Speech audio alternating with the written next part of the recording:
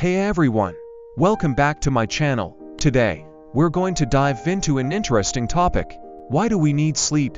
You might think you know the answer, but there are a few surprising reasons that make sleep essential for our bodies and minds.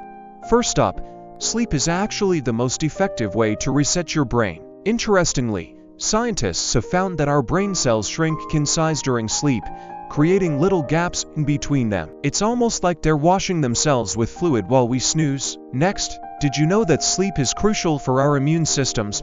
When we catch a virus or bacteria, our immune cells actually enter the gaps between our brain cells during sleep to clean out any unwanted bugs. So, sleep tight and let your body fight those germs. Now, I don't know about you, but I love the fact that my heart rate drops significantly during sleep. It's a welcome break for my hardworking heart. And guess what? Sleeping in complete darkness can actually make it drop even more. So, turn off those night lights and enjoy that lower heart rate while you dream. Lastly, let's talk about memory and learning.